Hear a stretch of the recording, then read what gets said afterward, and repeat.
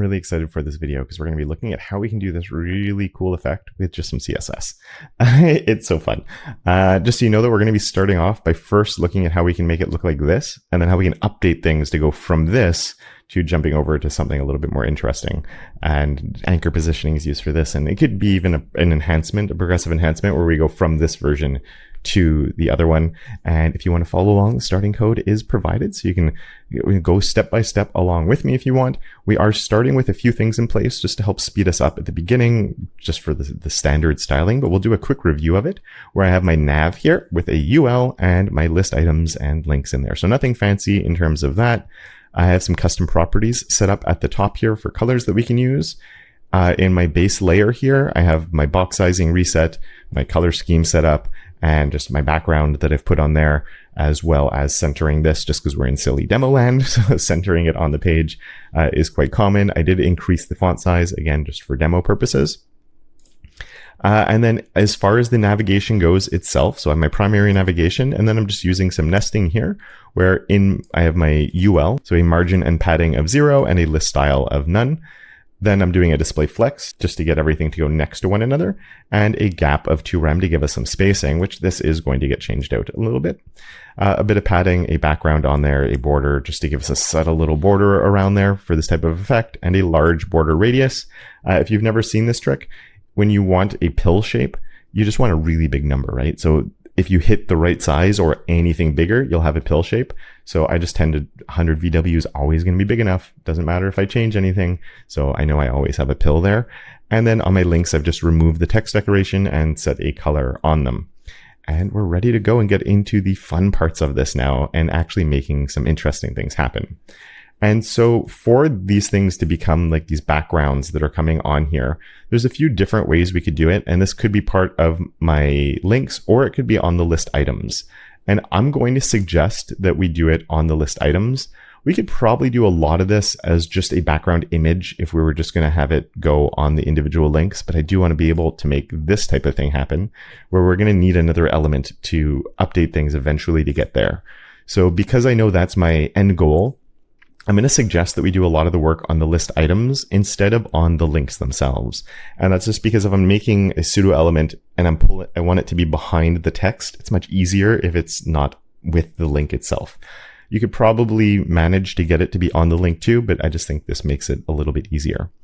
So on my list item, I am going to use nesting here just because I like using nesting. If you don't want to, that's fine. This selector is the same thing as doing an LI before. So we can, whichever one you would prefer, if you want to nest it or not. We are going to have a couple of styles on the list item itself as well, which is why I'm doing both of them here. And on here, I'm actually going to do this as an after. Not that it really changes anything, but we're going to go with an after. And I'm going to throw some content on here. Just because if we're using a pseudo element, it doesn't exist until we have some content. And then I'm going to do a position of absolute.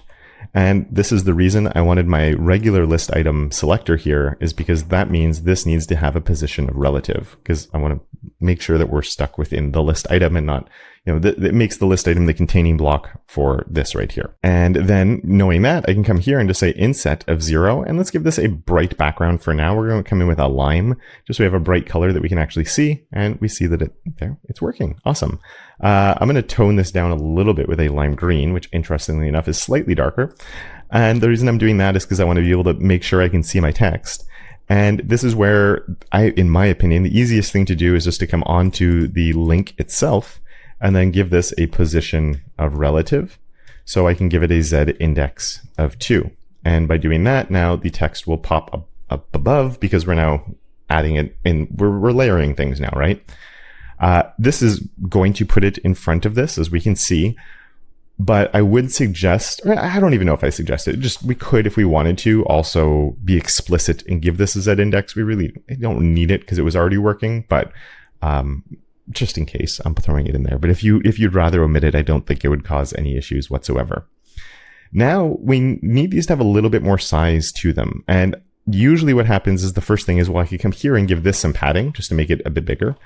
And if I do that, it's actually, we're not going to see it work until I make this big enough here. And you can see it's a little bit weird in what's going on. And I wouldn't suggest putting the pad, even though we want the after to have the size on it, because that's what's going to be, that's the visual thing that we're seeing when we're hovering on top, is the after element.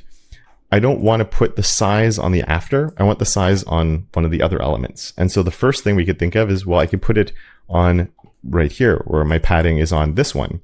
And obviously it's a bit too big. Maybe we'll do like a 0.5 rem and a 1 rem, just because I think that will make the sizing look better. And right away, that looks a little bit better, right? And even here, what we could do is say that when we let's take the background off, just so we can see the effect that we're going to have. We can say, and hover after. So when we hover, remember that if you're not used to nesting, again, this is replacing the selector here. So when we hover on my list item, the after will appear. It will get styled with the background of our lime green that we had. So if I do that, now when we hover on top, it's working. But the problem is I can go off into this area on the outside, and then it looks like I can click on it, even though it's not clickable, just because we're getting a visual that makes me feel like I should be able to click. So I don't actually want the size here to be on the list item. Where I want the size to be is on the link itself. And that means the size is being dictated by the link. That's making the list item bigger. And because the list item is getting bigger, the after with the inset of 0 is following that size. So on my link here, we can come here and give this the padding. And in giving that the padding, it's going to have a similar effect. Oh, but it's not quite there. Do you know why? Think about it for a second.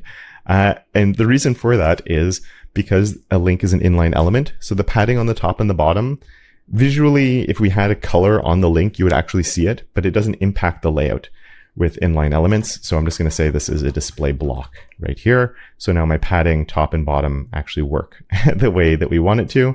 And now that entire green area is actually something we can hover on.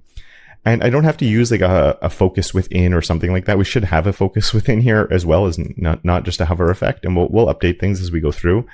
But the reason this is working where it's hovering on the list item, again, is because the list item is the size of my link. So if I'm hovering on the link, I am hovering on the list item, and that works. we're good. And it doesn't cause any issues there. So perfect. We're rocking and rolling. It shouldn't get in our way. We should be able to click on our links without any issues. But now, of course, we don't want them to have a bright green background.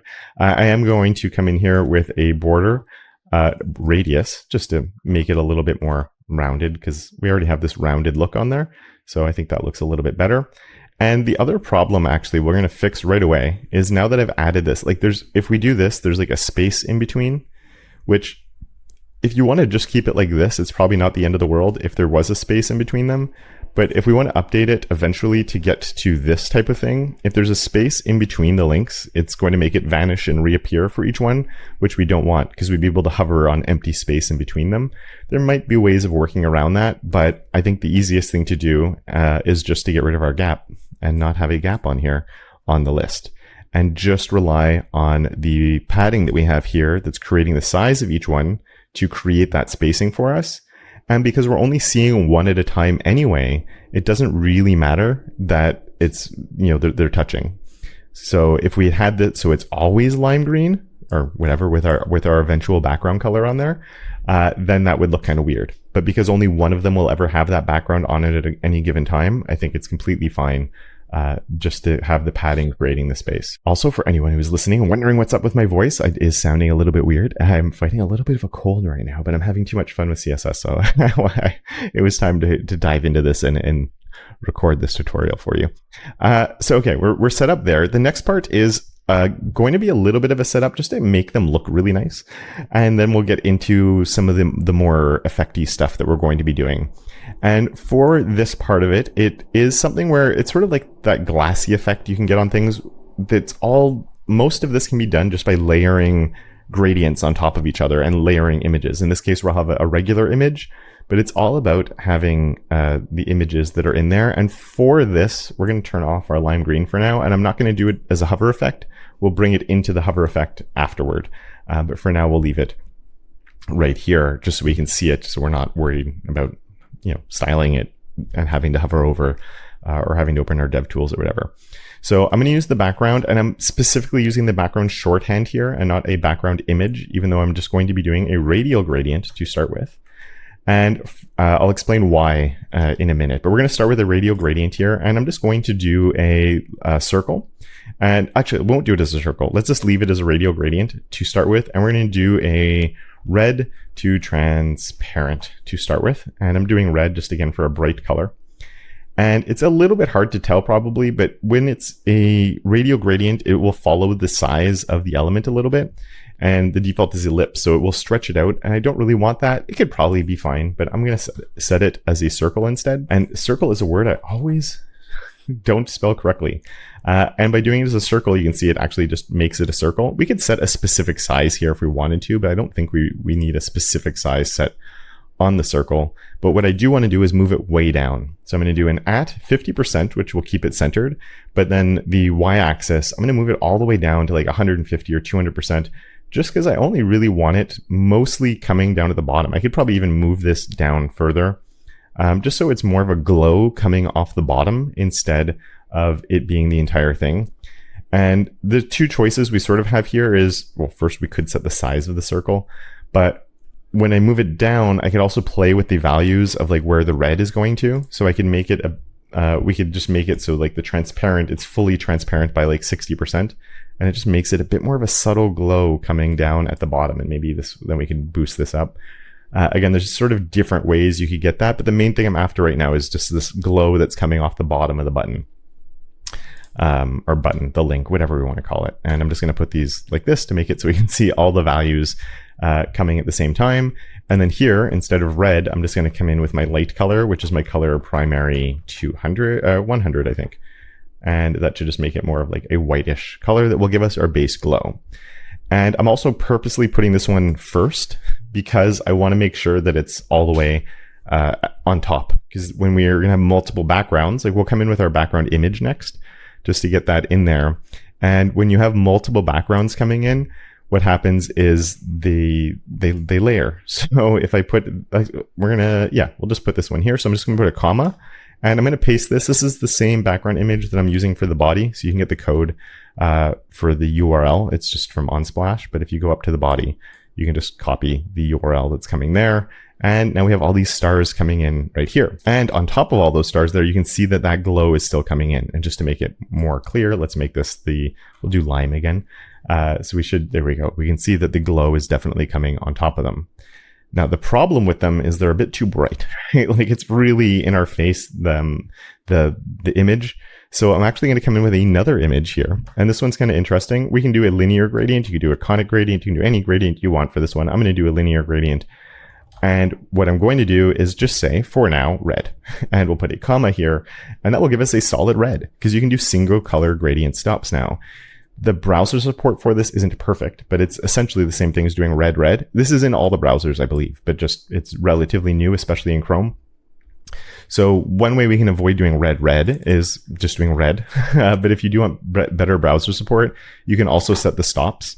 So a red 0, 0 will also work, and this just gives you the better browser support. So I'm going to do it this way, but I don't want it to be red. I want it to be one of my colors. So I'm going to do my var of color primary, and we'll try 700, and we'll see if that's dark enough.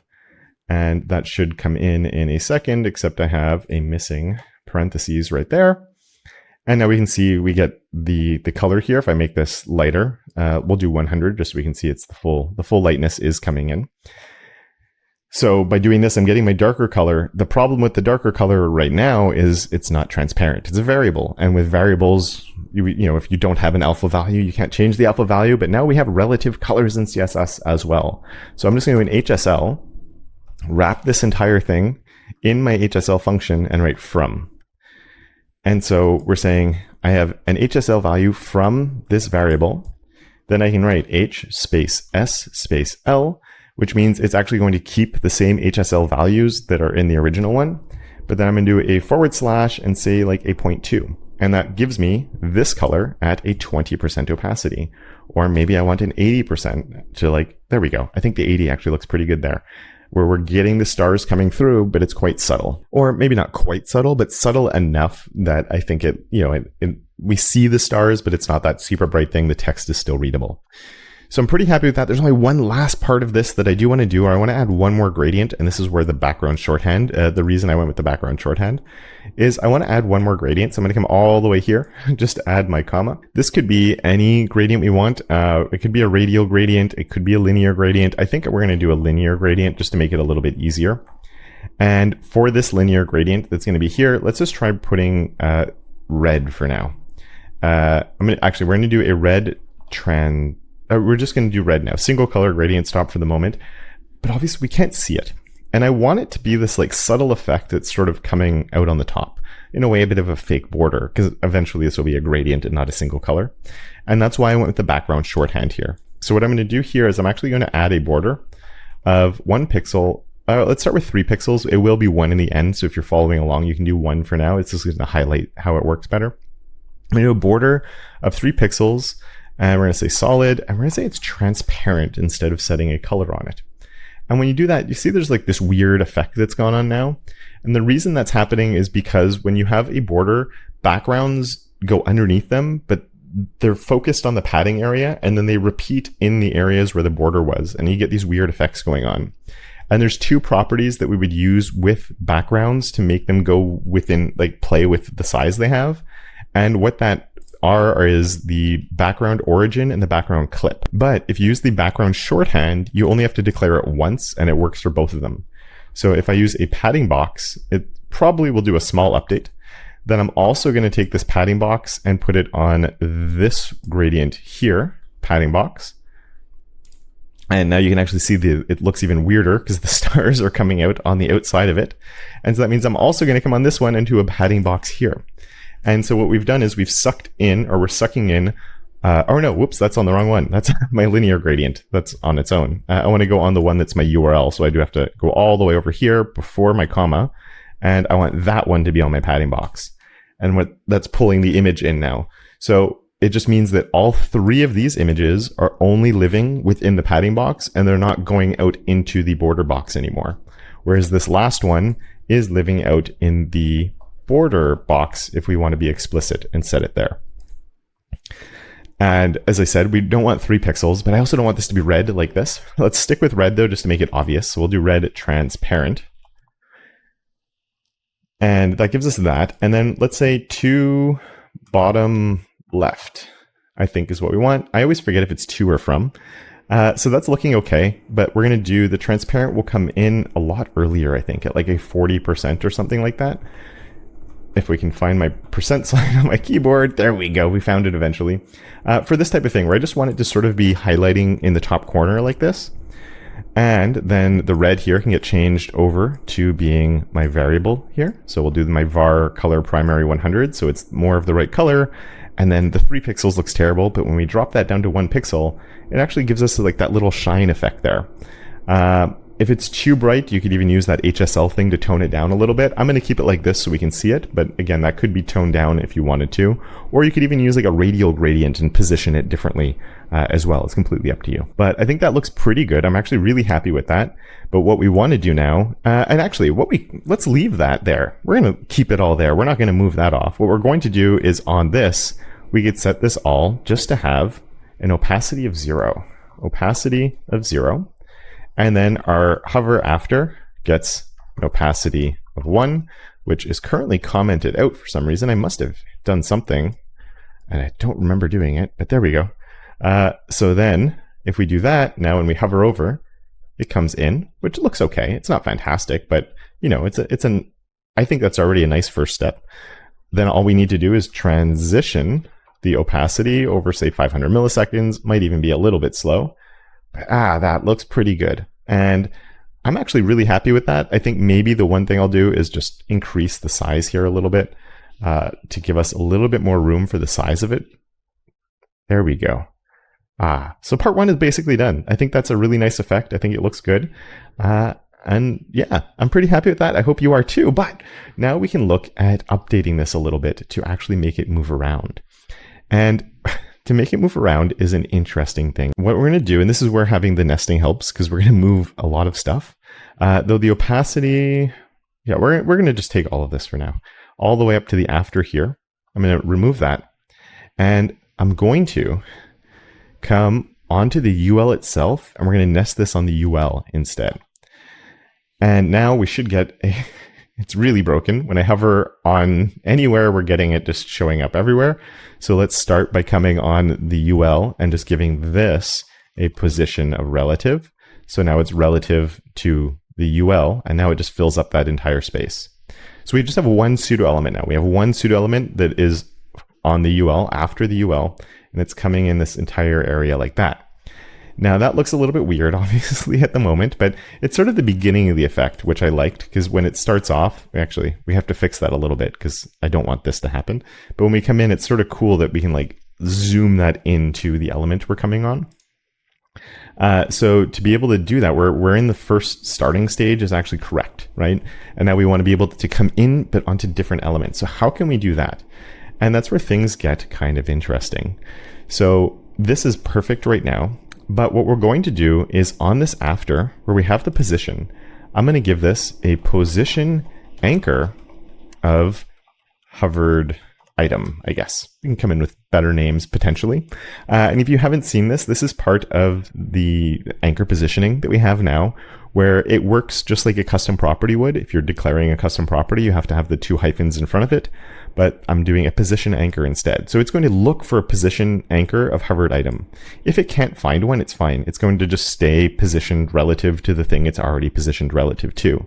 But if it can find a position anchor of hovered item, it's going to position itself relative to that instead. And so that means we can come all the way down to our links that we're going to be hovering on, and we can say a hover, and we can say this has an anchor name of our hovered item. And this feels like it should work, I won't lie. Right now it won't. I'm actually going to update this to also, I mentioned we were going to do focus states as well. So this is our focus visible here too. If the syntax highlighting looks a bit weird here, this is just because of the nesting and CodePen currently struggling a little bit with that. So when we hover on top of any of these items, they're going to get the anchor name of hovered item. And we should be going, well, now I have this position hovered item here. Shouldn't it be working? And this is the one thing we're going to have to do to make this work. Because what we could do this is then we have our position area of center, or I guess we'd only need one of them. But if I use a position area of center, in doing that, our thing is there, but we're just going to have to come in. I think it's with a width of 100% and a height of 100%. We're going to check to see if this works. There we go. And you can see it's actually working now. And it's following along with just one element, which is cool. And the position area is just saying like, be centered on the thing that we're anchored to. The problem is you can't animate this. There's no transition. It's a discrete animation. So it will just like click the same way it was just doing, even if we have a transition on there. And the inset isn't working anyway with this. So what we're going to do, instead of using the position area, is we actually have to come the old school way and use a top, bottom, left, and right. But for each one of these values, we can come in with anchor. And the anchor means look at the anchor. So find the hovered item. And the anchor, we're going to say the top goes to the top of the anchor. And you can sort of guess where we might go with this. We're going to have a top that goes to the top. The right goes to the right. The left goes to the left. And the bottom goes to the bottom. And if I do that, and now we come on these, you can see that it's working once again, because we're anchoring to the top, the bottom, left, and the right. Fun thing with this, if you wanted to, you can actually change this value to like 10 pixels or something. So if you don't need something, it's the whole background. You can come in with something where it's actually like 10 pixels from the top right now. Let's make this like 50 or something. So it will you can do like a little underline or something like that. And you can even do like a calc of 100 minus whatever you want to try and get the size that you need, 100% right. So there's different things you can do here, but for our effect, we do want to have this as an anchor top. And the reason this is going to work is because the anchor area that we were looking at before, you can't animate. But as you probably know, top, bottom, left, and right can be animatable. And with that, and having fixed my anchor, you might have seen that typo that was right there. We can then just come in here and say that we're going to do a transition. And my transition, we can just say all for 500 milliseconds. And with that in place, now when we go on top, it still doesn't work for some reason. It should definitely be working. Let's just go take a look. Oh, we had the transition here with our opacity before. So we don't want to only transition our opacity. We also want to transition our top, bottom, left, and right. Oh, and now it works. That's so satisfying to watch that. And I just had a thought as I'm seeing this move.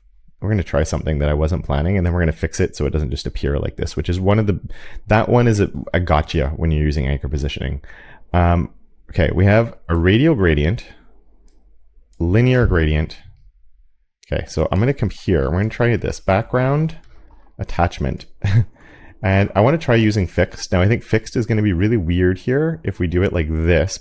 That's kind of cool. We're like seeing through though.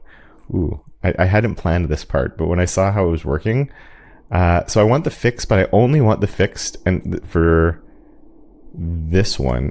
And maybe we can use the shorthand. I'm not sure if it would go before or after the padding ball. Let's just try putting a fixed here and seeing what happens. It worked. Oh my goodness. That's kind of neat. The gradient, one of the gradient, it's definitely working. Where's the one where I had this?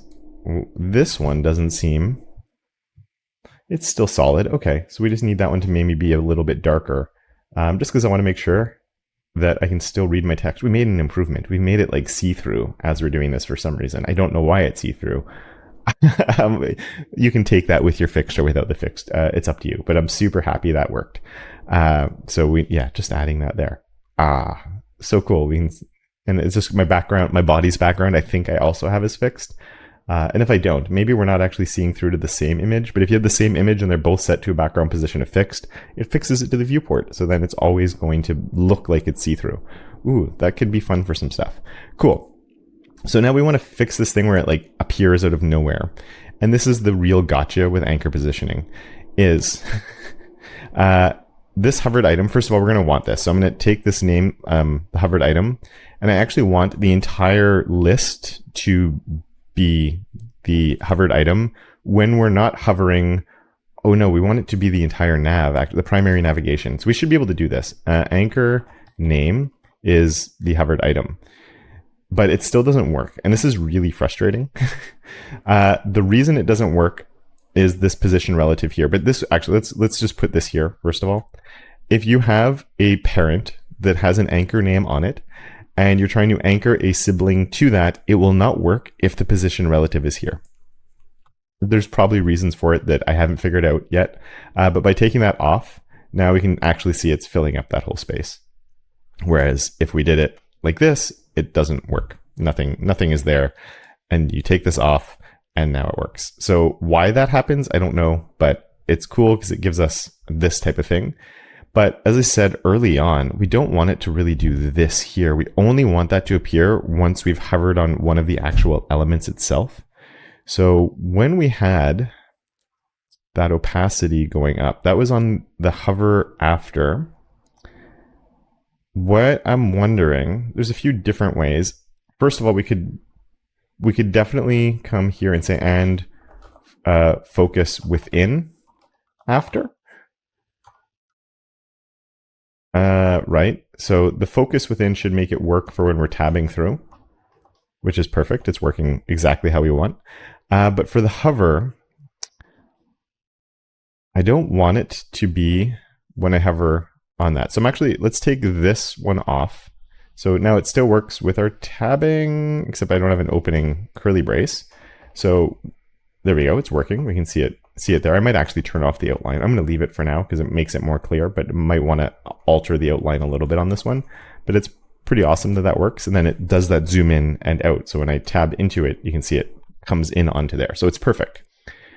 What I want though, is I only want that to happen when I'm hovering on the link. So it's actually filling up the entire thing right now. We just can't see it because it has the opacity of 0. So I want it to only be when we hover on the link. So to do that, I think we're going to have to use primary navigation. Are we doing that? That's my links. Yeah, I think we're going to come all the way. We'll just come here. And this is my primary navigation. So on this one, if I say has a hover, then we want the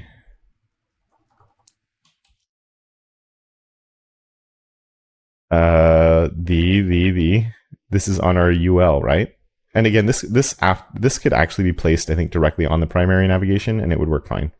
But as long as it's on a single element. So our hover here would then be our UL after. Gets an opacity of 1.